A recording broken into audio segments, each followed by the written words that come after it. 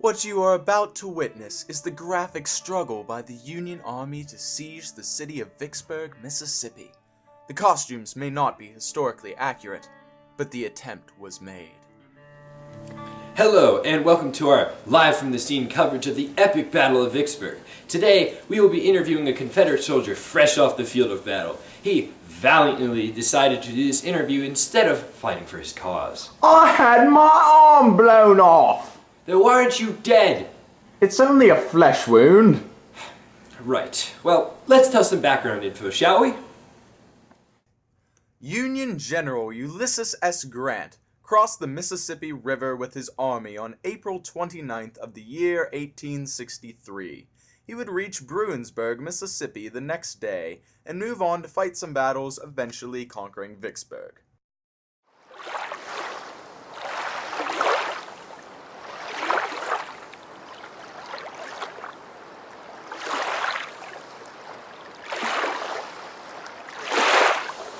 In mid-May 1863, Grant captured Jackson, the capital of Mississippi. The capturing of Jackson forced Confederate Lieutenant General John C. Pemberton to draw westward towards the city of Vicksburg. Pemberton lost over 3/4 of his army in the two battles preceding Vicksburg, which pretty much sucked for him. Most people in Vicksburg expected General Joseph E. Johnston to relieve the city. He never did. Grant crossed into Vicksburg on May 18th. Johnston told Pemberton, by letter, to sacrifice his city and save his troops. Pemberton refused to surrender for fear of public embarrassment.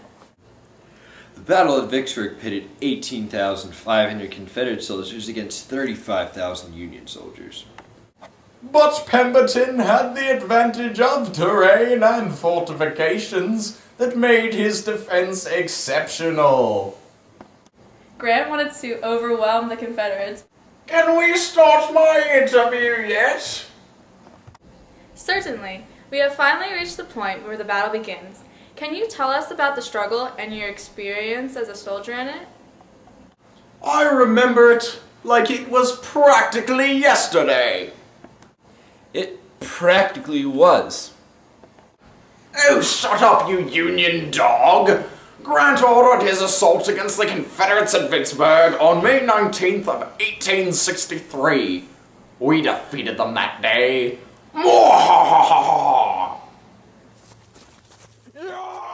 The Union got 157 of their men killed during the conflict on May 19th. The Confederates only lost 8. That must have been demoralizing for them. Despite their high mortality rate, Union spirits were high.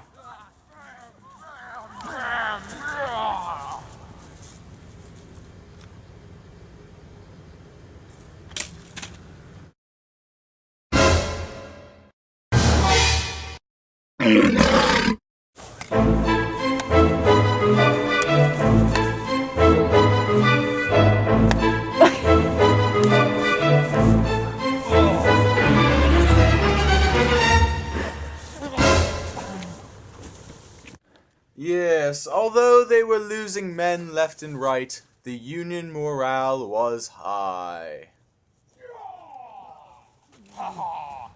Why do you think that was?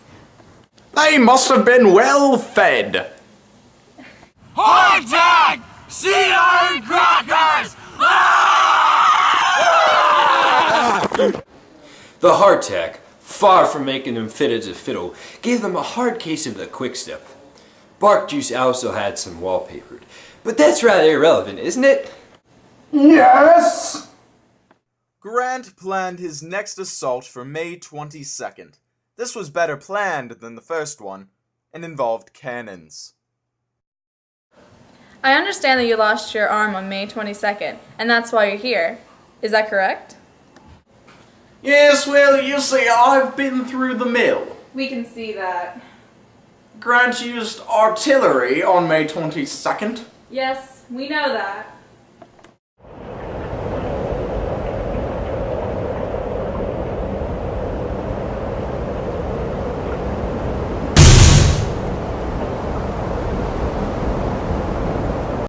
That must have hurt.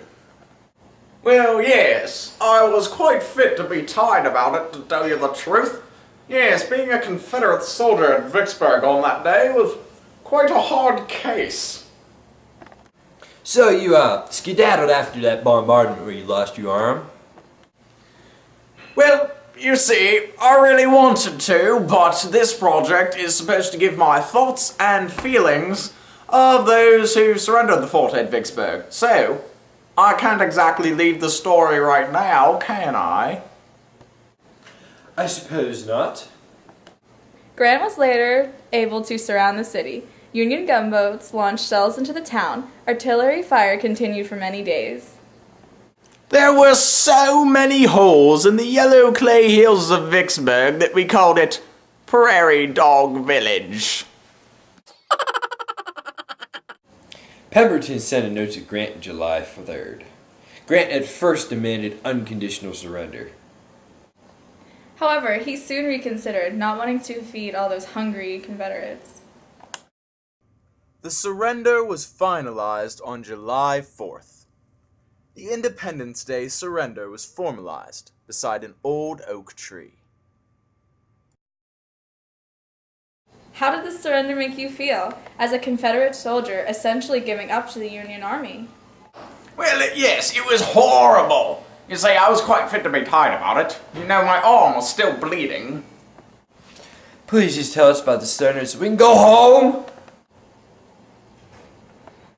The Union Army lost 4,835.14 men during the battle, and after the battle, and during and after the Siege of Vicksburg.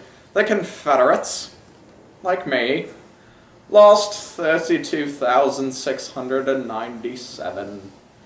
It, along with the Battle of Gettysburg, was the turning point of the Civil War. In favor of the Union, of course. Oh, rub it in, why don't you?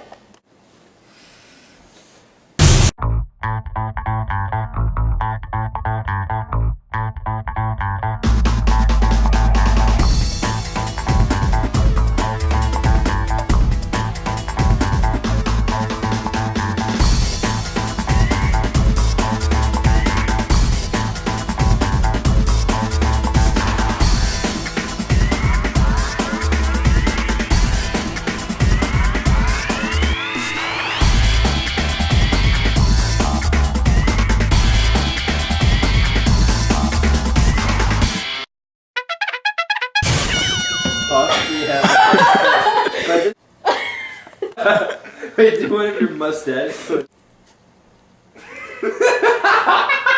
Hello, welcome to our live from the scene. Oh, geez. Right. As a... Oh, darn it. Oh, 90% of these bloopers. Wait, it's on again. Is it on again? No. How did... Don't! Look, it's on. Shut up! Right.